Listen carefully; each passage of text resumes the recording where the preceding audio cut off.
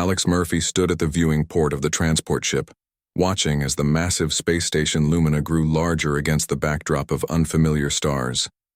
His heart beat faster, a mix of excitement and fear making his palms sweat. He wiped them on his standard-issue exchange program uniform, which felt too tight around his broad shoulders. "Final approach to Celestial Academy docking bay," announced the ship's AI in a pleasant voice. "All passengers prepare for arrival procedures."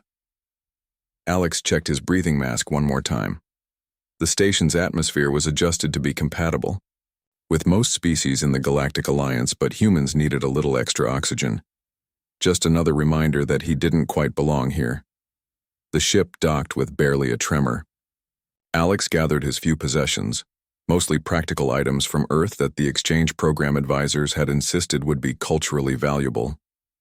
His grandfather's hunting knife, a manual on wilderness survival, seeds from his mother's garden, things that seemed ordinary to him but apparently were fascinating to a galactic civilization that had forgotten what it meant to struggle against nature.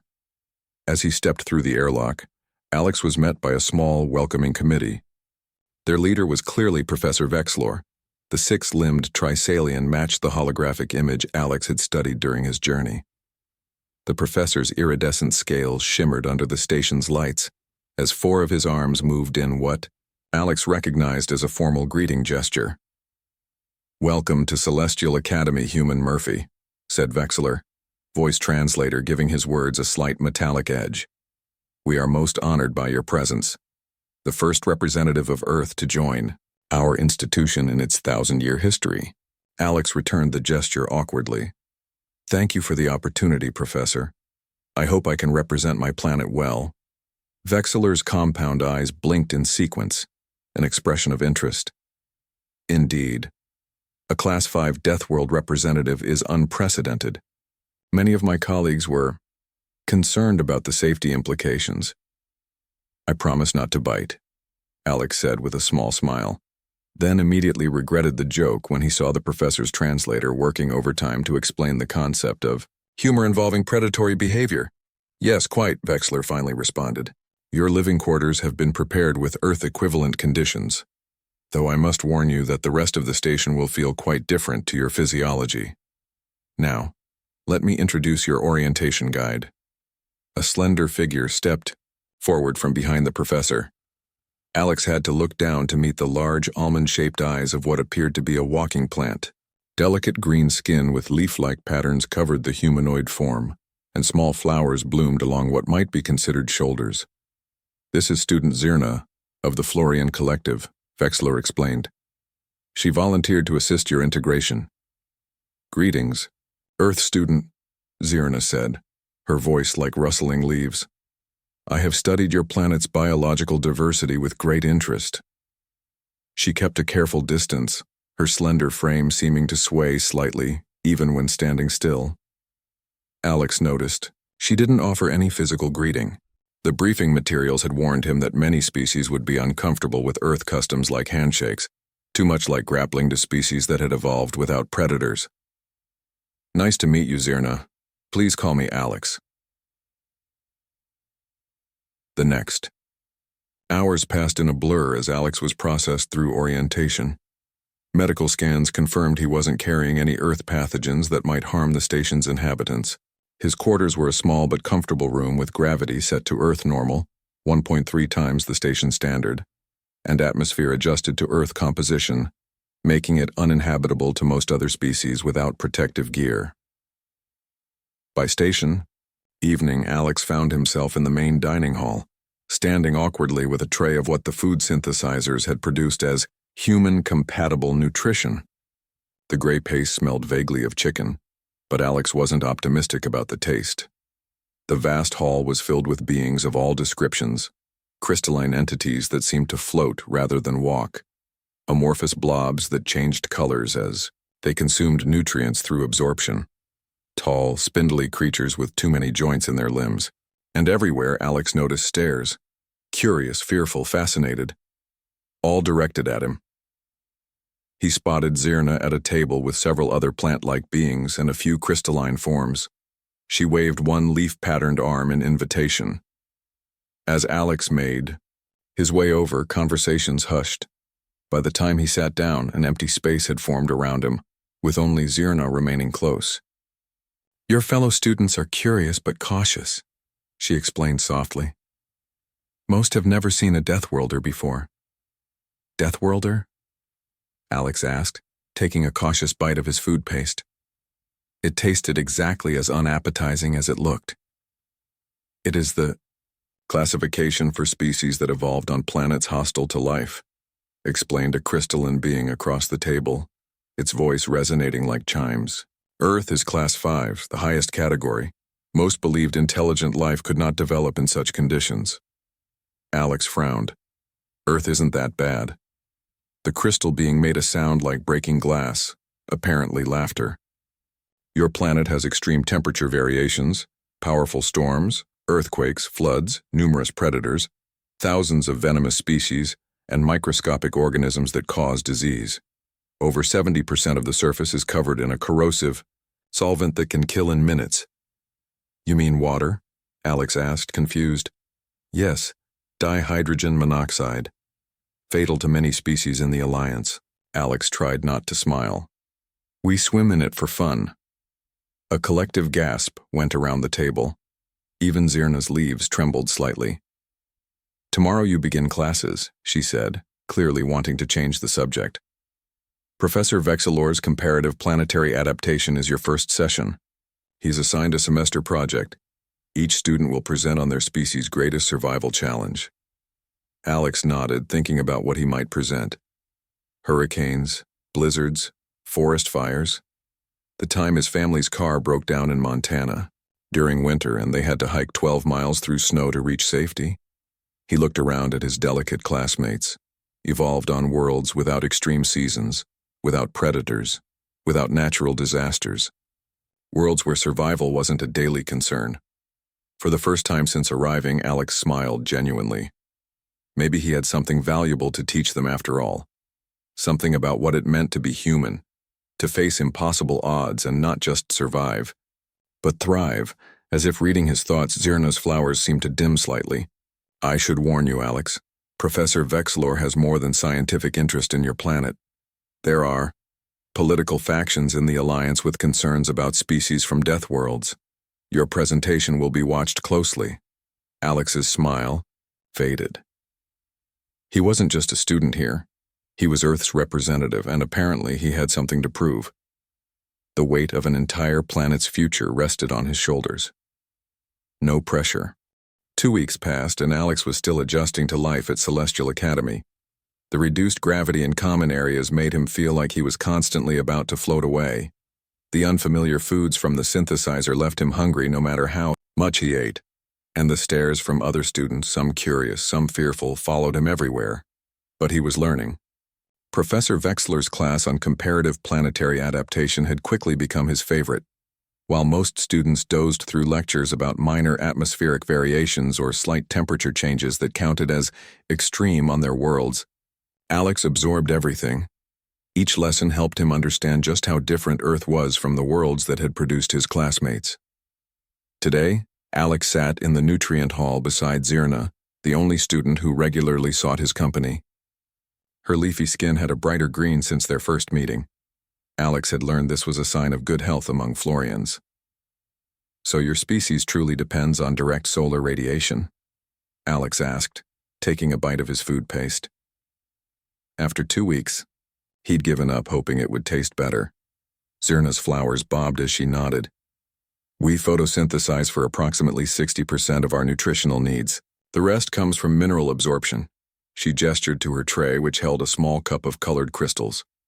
"My home world has 3 suns and very stable seasons." Alex smiled. "Sounds peaceful." "It is, though sometimes the second sun is obscured by cloud cover for almost a full day. Those are considered natural disasters." She tilted her head, curious. "What about Earth weather? I imagine it must be very consistent for life to develop." Alex nearly choked on his food paste. Several nearby students glanced over at the strange noise. "Consistent? Not exactly." He pulled out his personal device, tapping through to find weather footage from home. "Here, This was taken outside my family's house last summer. He turned the screen toward Zirna. The video showed dark clouds rolling across a Montana sky, lightning flashing in jagged bolts. Rain poured in sheets while wind bent trees nearly double. Thunder boomed so loudly the recording's audio crackled. Zirna's leaves trembled. This is normal? That's just a thunderstorm. They happen all the time in summer, not even close to our worst weather. Alex hadn't noticed that a table of Trisalians behind them had gone silent, their multiple eyes fixed on his screen. Impossible, said one, its scales shifting to a pale blue color. No intelligent species could evolve in such chaos. That's nothing, Alex said, scrolling through more videos. This is a blizzard from 2 winters ago. We lost power for 3 days. The new video showed swirling white snow so thick it was impossible to see more than a few feet. Ice-coated tree branches until they cracked under the weight. The timestamp showed the temperature at -20 degrees Celsius. One of the Trisalians made a high-pitched sound and backed away. Another pulled out its own device recording Alex's screen. You survived this? Asked a third Trisalian. Sure. We had a wood stove for heat and melted snow for water. It was actually kind of fun. We played board games by lantern light. What is a wood stove? Zirna asked, her voice barely above a whisper. It's a metal box where you burn wood to create heat. The table fell silent. Alex looked up to see that nearly a dozen students had gathered around now, all watching his weather videos with expressions ranging from disbelief to horror. You deliberately burn complex carbon structures? Asked a crystalline being, its facets flickering with light patterns that Alex had learned indicated distress. Well, yeah. How else would we stay warm during winter? A gelatinous blob at the edge of the group suddenly turned a sickly yellow color and oozed away quickly. 2 Ardanians with delicate, translucent skin clutched each other, their telepathic receptors pulsing rapidly on their foreheads. Is burning common on Earth? Asked one. Alex shrugged. Forest fires happen naturally every summer. Sometimes they burn millions of acres. A collective gasp went through the group. One of the Trisalians activated an emergency medical beacon on its wristband. Within minutes, a medical drone hovered over their table, administering calming mist to several students. A small crowd had gathered, whispering and pointing at Alex. Zirna looked at him with new eyes. You never mentioned your world was so violent. I didn't think it was worth mentioning. Compared to some places on Earth, Montana is pretty mild. There are worse places. Her flowers closed completely, a sign of extreme stress. Before Alex could answer, Professor Vexilor pushed through the crowd, 4 of his 6 limbs gesturing for calm. What is happening here? He demanded. The human was showing extinction-level weather events from Earth, said one of the Trisalians. Professor, the exchange program files must be incorrect. No sentient species could evolve in such conditions. Vexilor turned all 4 eyes to Alex. Is this true? Alex sighed. I was just showing some normal weather patterns from home. I didn't mean to upset anyone. Normal. Vexilor repeated the word slowly. These conditions are normal on Earth? Yes, sir. Vexilor's scales rippled with colors Alex couldn't interpret. Fascinating. Truly fascinating. He addressed the gathered students. Return to your activities. Those requiring further medical attention, report to the health center. As the crowd reluctantly dispersed, Vexilor turned back to Alex. Mr. Murphy, please come to my office after your last class today. Alex's heart sank. Am I in trouble? Trouble? No. For the first time, Alex saw what might be a Trisalian smile, a slight parting of scale-covered lips. I believe you have just made my comparative planetary adaptation class considerably more interesting. After Vexilor left, Zirna looked at Alex with her large eyes. You've become Academy news now. Everyone will be talking about the Deathworlder and his horror stories.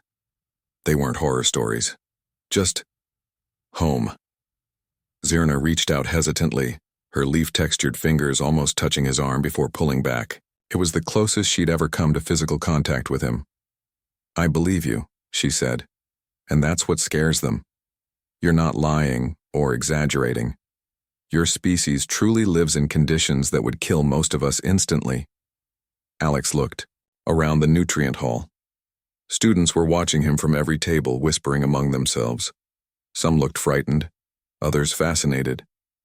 A few seemed angry, as if his mere existence challenged something fundamental about their understanding of life. "I should go," he said, standing up. "I've got to prepare for my meeting with Professor Vexilor." As he walked away, he heard the conversations resume behind him, louder now. Words like impossible and dangerous and Deathworlder followed him out the door. For the first time since arriving at Celestial Academy, Alex felt truly alien. Not because of his appearance or his biology, but because of something deeper. The fundamental way humans faced a hostile world and called it home. How could he explain that to beings who had never known true danger? How could he make them understand that Earth's harshness hadn't made humans monsters, but had instead taught them to value life precisely because it was so fragile? These were the questions he pondered as he made his way to Professor Vexilor's office, unaware that his impromptu weather presentation had just changed the course of his academic career, and possibly humanity's place in the Galactic Alliance. The day of Alex's presentation arrived 3 weeks later. Word had spread throughout Celestial Academy about the Deathworlders' tales, and the lecture hall was packed beyond capacity. Students from other departments crowded the doorways and stood against walls. Even a few faculty members from unrelated disciplines had found excuses to attend. Alex stood behind the small podium, trying to calm his racing heart. Professor Vexilor had helped him prepare, but nothing could have readied him for this level of attention. The room buzzed with excitement and tension. "Begin when ready, Student Murphy," said Professor Vexilor from his position at the side of the room. All 4 of his eyes blinked in sequence, his way of offering encouragement. Alex took a deep breath and activated the holographic display. "My presentation today is on human survival challenges on Earth, classified as a Class 5 Deathworld." His voice echoed slightly in the sudden silence. "I'll begin with some basic facts about Earth that might help explain why humans evolved the way we did." The first image appeared, a simple graphic of Earth showing gravity measurements. Earth's gravity is 9.8 meters per second squared, approximately 1.3 times the station standard. Murmurs ran through the crowd. This means that humans develop denser muscle and bone structure than most Alliance species. He switched to the next slide, showing Earth's atmospheric composition. "Our atmosphere contains 21% oxygen, which many of you would find toxic at prolonged exposure. We also experience temperature variations from around -50 degrees Celsius to +50 degrees Celsius depending on location and season." A collective gasp went through the room. Alex had expected this reaction. Professor Vexilor had warned him that such temperature extremes were considered theoretically unsurvivable by most galactic species. But statistics don't tell the whole story, Alex continued. "So I'd like to show you what these conditions mean in practice through examples from my own life." He activated the next display, a video of himself at age 15, climbing a steep rock face without safety equipment, reaching for handholds in the weathered stone. "This was a typical weekend activity where I grew up in Montana. We call it free climbing, scaling natural rock formations using only our hands and feet." A Zinthari student in the front row made a crystalline sound that the translator rendered as deliberate danger-seeking behavior. "For fun, yes," Alex replied, "but also to build strength and test our limits." The next video showed Alex swimming in a lake, diving beneath the surface and staying under for nearly a minute before emerging. Most humans can hold their breath underwater for 1 to 2 minutes without special training. Some can go much longer. We swim for recreation in lakes and oceans despite strong currents and dangerous aquatic life.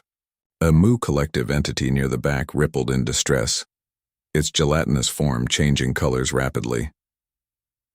Alex moved through more examples, hiking through snowstorms, enduring summer heat waves, sheltering from tornadoes. With each new scenario, the room grew more silent, the alien student staring in disbelief. Then he reached the core of his presentation. 3 years ago, a winter storm knocked out power to our region for 3 days. With outside temperatures at -30°C, pipes freezing, and no electrical heat, my family had to rely on survival skills. He showed images of his family's fireplace piled with logs, his father teaching him to build and maintain a fire, pictures of melting snow in pots for drinking water, his mother cooking food on the open flame. A small Ardanian student fainted, quietly in their seat. Their friends quickly administered some kind of breathing apparatus. Several Trisalians had turned pale blue, their way of showing shock. Without assistance from authorities, without technology, we survived conditions that would kill most of you within hours, Alex continued, his voice steady. And we didn't consider it extraordinary. For humans, this is just life. Professor Vexilor stepped forward. Perhaps we should take a brief recess. No, came a voice from the crowd. It was Zirna, her flowers fully open in what Alex had learned was an expression of intense focus. We need to hear this, all of it. Vexilor hesitated, then nodded at Alex to continue. You might think these conditions would make humans savage or cruel, Alex said, moving to his final points, that we would evolve to be selfish or violent. But Earth taught us something different. He displayed a new set of images. Human rescue workers pulling survivors from earthquake rubble. Strangers forming human chains to save people from floods. Shelters filled with families helping each other during disasters. Earth's harshness taught us cooperation. When any day might bring disaster, you learn to rely on each other. You learn that survival isn't just about individual strength, it's about community. Alex looked around the room, meeting the multifaceted eyes and sensory organs of his alien classmates. Humans don't just survive on Earth. We've learned to thrive there not despite its dangers but because of them. They shaped us into a species that doesn't give up easily and doesn't leave anyone behind. He switched off the display and stepped back from the podium. Thank you for listening. The silence that followed was absolute. No one moved. No one spoke. Even Professor Vexilor seemed frozen in place, his scales shifting through colors Alex had never seen before. Then, at the back of the room, a Mu collective entity separated briefly into its component organisms, the Mu equivalent of fainting. The sound of the splash broke the stillness, and suddenly everyone was talking at once. Professor Vexilor rushed to the podium, raising all 6 arms for quiet. An extraordinary presentation, Student Murphy. Now, who has questions? Every appendage, tentacle, and sensory stalk in the room went up. For the next hour, Alex answered questions about Earth. Some were scientific. How do humans prevent thermal shock during rapid temperature changes? Others were more personal. Do human children experience fear when first encountering predator species? Many revealed how fundamentally different their worlds were. How can you sleep knowing tectonic shifts might occur without warning? Throughout it all, Alex noticed something changing in the way they looked at him. The fear was still there, but now mixed with something new, respect. As the session finally ended, students crowded around him, keeping a cautious distance but clearly eager to learn more. Professors from other departments handed him invitations to guest lecture. A group of Zinthari asked if he might demonstrate basic human survival skills in a controlled environment. Zirna pushed through the crowd and stood beside him. For the first time, she deliberately touched his arm with her leaf-textured hand. You've changed things today, she said quietly. They don't understand you yet, but they want to. That's a beginning. Alex looked around at the diverse alien faces, all focused on him with new interest. He thought about Earth, so far away, and the future that might be possible if these different species could truly understand each other. A beginning, he agreed. That's all we need. In the days following his presentation, Alex found himself in an unexpected position. Minor celebrity. Students who had once avoided him in hallways now approached with questions. Faculty from various departments sent requests for interviews. His personal device constantly blinked with messages, most asking for more information about Earth or human biology. The attention overwhelmed him. After 3 straight days of endless questions, Alex retreated to his quarters, setting the environmental controls to Earth normal conditions. The heavier gravity and slightly higher oxygen levels felt like home, a small comfort in this strange new world. He sat on his bed, staring out the small viewport at the distant stars. Somewhere out there was Earth, though he couldn't identify which tiny point of light it might be.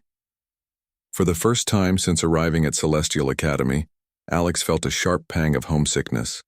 A soft chime at his door interrupted his thoughts. "Who is it?"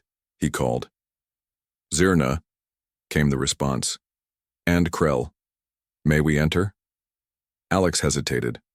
Krell was a Zinthari student who had been particularly skeptical during the presentation, asking pointed questions about whether humans might be exaggerating their planet's harshness for status. "Give me a moment," Alex said, adjusting the room's environment to a compromise setting. Still uncomfortable for most species, but not immediately harmful. He then opened the door. Zirna entered first, her leaf-patterned skin looking slightly wilted in the higher gravity. Behind her came Krell, a crystalline being whose facets glittered under the room's lights. Unlike most Zinthari, whose crystal structures were blue or green, Krell's was a deep amber color. "We've been concerned about you," Zirna said. "You've been absent from Nutrient Hall." "I needed some space," Alex admitted. "The questions never stop. Everyone wants to know if humans can survive radiation or how long we can go without water, or whether we really eat the flesh of other animals." Krell's crystal structure vibrated slightly, their version of a snort. "Can you blame them?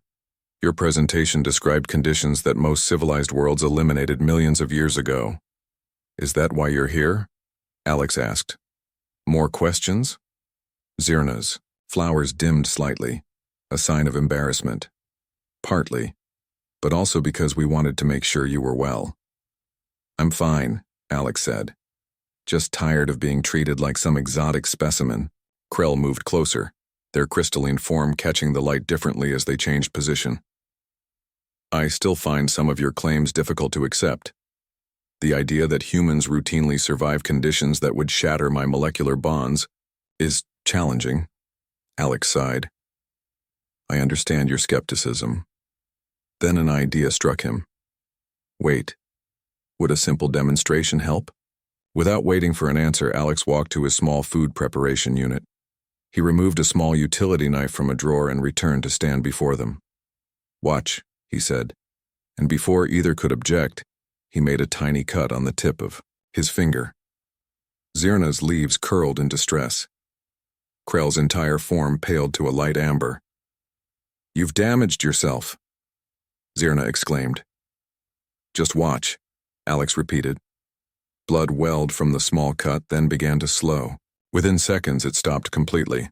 Alex wiped the small red smear away, showing the already closing wound. "This is basic human healing," he explained. "Our blood contains platelets that form clots to stop bleeding. Then our cells regenerate to repair damage. This small cut will be completely healed in a day or two." Krell moved closer, facets shifting, and what Alex had learned was intense focus. Spontaneous cellular regeneration, without medical intervention? "It's normal for us." Alex shrugged. "We've evolved to repair ourselves quickly because injuries are common on Earth." "Fascinating," Krell whispered, their skepticism seemingly forgotten. Later that same day, Professor Vexilor organized a special seminar. The lecture hall was set up differently than before, more intimate, with fewer seats arranged in a circle. Alex sat beside Vexilor at what might be considered the head of the circle, facing about 30 students from various species. "This is a voluntary additional session," Vexilor explained, his scales shifting to academic green. "For those seeking deeper understanding of Deathworld ecology and human adaptations." Alex looked around the circle. He recognized most faces now. Zirna sat directly across from him, her flowers fully open. Krell had positioned themselves nearby, still vibrating with excitement after the healing demonstration. Several Trisalians, a small group of Ardanians, and even a Mu collective entity occupied the remaining seats. "Student Murphy has agreed to," Explain Earth's biological diversity and environmental extremes, Vexler continued, without the dramatic presentation format. This is for scientific inquiry only. For the next 2 hours, Alex answered questions about Earth in detail. He explained how his planet shared space with millions of other species, many just as resilient as humans. He described microorganisms living in volcanic vents, bacteria thriving in radioactive waste sites, and plants that required periodic wildfires to reproduce. Your entire planet is an evolutionary pressure cooker, said an Ardanian. Student, their telepathic receptors pulsing with understanding. It forces continuous adaptation. Exactly, Alex agreed. On Earth, adapt or die isn't a metaphor, it's the daily reality. A Trisalian raised one of its 6 limbs. If conditions are so harsh, why hasn't your species developed more extreme physical adaptations?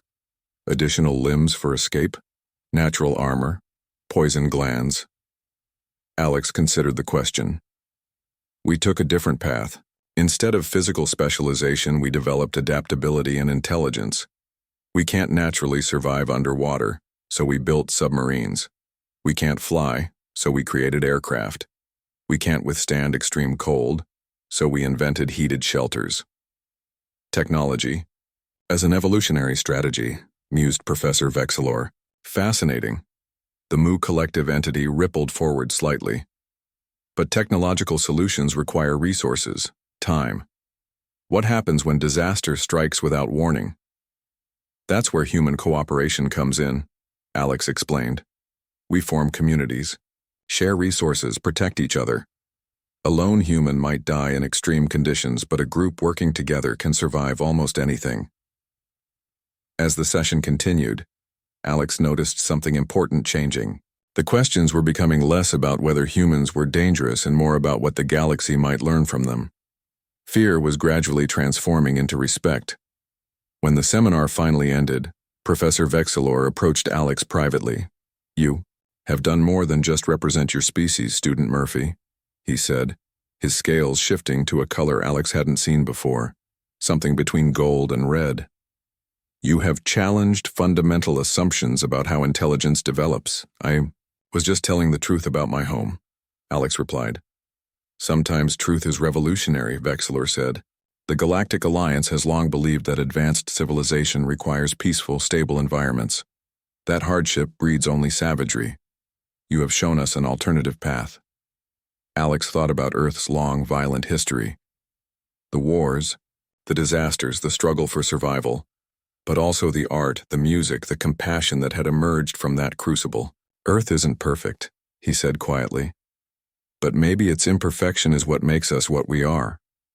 As Alex left the lecture hall, he found Zirna waiting for him in the corridor. Your people are not what we expected, she said, her flowers glowing softly in the dimmed evening lighting. We thought Deathworlders would be monsters concerned only with survival, but you're something else entirely. Alex smiled. Just people, trying our best in a difficult world. Perhaps that's what makes you extraordinary, Zirna replied. And for the second time, she reached out to touch his arm, her leaf-textured fingers lingering a moment longer than necessary. As the semester neared its end, Alex stood at the observation deck of Lumina Station, gazing out at the vast field of stars. In just one academic term, everything had changed. What began as a diplomatic experiment, sending a single human to attend the Celestial Academy, had evolved into something much more significant. His personal device pinged with another message. These days they were less about his physical capabilities and more about substantive questions regarding Earth cultures, human psychology, and potential cooperation between species. This latest message was from the Academy Director, confirming that the Galactic Alliance Council was officially reconsidering Earth's classification. Not to downgrade its Deathworld status, the harsh reality of Earth's environment couldn't be denied, but to recognize that such environments could produce species with unique and valuable perspectives. More importantly, they were approving an expanded exchange program, bringing additional humans to the Academy while allowing selected alien students to visit Earth under carefully controlled conditions. There you are, came a familiar voice. Zirna approached, her movements more confident around him now. After months of exposure to Alex, her initial fear had transformed into genuine friendship. I've been looking everywhere. Just thinking, Alex replied. Taking it all in before I leave. In 2 days, he would board a transport ship for a brief return visit to Earth. His first semester complete, he had earned a short break before the new term began. The thought of seeing Montana's mountains again filled him with both excitement and strange apprehension. After adapting to life among aliens, would home feel different? The alien exchange student list was finalized today, Zirna said, her flowers glowing with soft blue light, her expression of pride. I've been selected. Alex turned to her in surprise. You're coming to Earth? I thought you were worried about the environmental conditions. I am, she admitted. The survival training has been challenging. Her leaves rustled with what might be a nervous laugh. But I've learned so much about humans from you. Now I want to understand the world that shaped you. Alex smiled. You'll need more than environmental suits and oxygen supplements. Earth will seem chaotic compared to your homeworld. That's why we're going. Chaos seems to breed innovation. She moved closer to the viewport, looking out at the same stars. My people have been stable for 10,000 years, safe, comfortable, unchanging, perhaps too unchanging. Their conversation was interrupted by the arrival of Professor Vexler, accompanied by a group of students that included Krell and several others who had attended Alex's seminars. Many wore the newly created Earth Studies program insignia on their uniform sleeves. Ah, Student Murphy, Vexler exclaimed, his scales shimmering with academic excitement. We've been reviewing your final project proposal. The faculty committee is most impressed. Alex's final project had evolved from a simple survival presentation into something more ambitious, a comprehensive framework for integrating human perspectives into Galactic Alliance problem-solving. The core thesis was revolutionary, that the very traits that helped humans survive Earth could help the Alliance address its most pressing challenges. The Alliance has existed for 50,000 years, Vexler continued, achieving remarkable stability. But perhaps too much stability breeds complacency. Species that evolved in benign environments excel at harmony, but struggle with rapid change and crisis management. Precisely where humans thrive, added Krell, their crystalline form vibrating with enthusiasm. Your species turns disasters into opportunities. Alex shook his head modestly. We make plenty of mistakes along the way. Yes, agreed Vexler. But you learn from them at an astonishing rate. When failure means death, adaptation must be swift. Another student, a small Ardanian, stepped forward. The Alliance faces new challenges: resource depletion, energy transitions, climate shifts on multiple worlds. Old approaches aren't working. We need, what is your human saying? Fresh eyes? Fresh perspectives, Alex corrected gently. Indeed, said Vexler, which is why the Council has approved funding for a permanent Earth Studies department at the Academy. And they've requested that you serve as special advisor when you return next term. Alex blinked in surprise. Me? But I'm just a student. You are the bridge, Alex Murphy, Vexler said, using Alex's first name for the first time. The first of what we hope will be many connections between our worlds. Later, as the group made their way to the formal end-of-term ceremony, Alex found himself walking alongside Zirna. The station corridors were busier than usual, filled with students preparing to return to their homeworlds for the break. Are you nervous? Alex asked her. About visiting Earth? Terrified, she admitted, her flowers dimming slightly. But also excited. My ancestors never left our home solar system. They believed the universe too dangerous to explore. Now I'll be among the first Florians to set foot on a Deathworld. You'll have excellent protection, Alex assured her. And I'll be there to guide you. It's not the physical dangers that concern me most, Zirna said thoughtfully.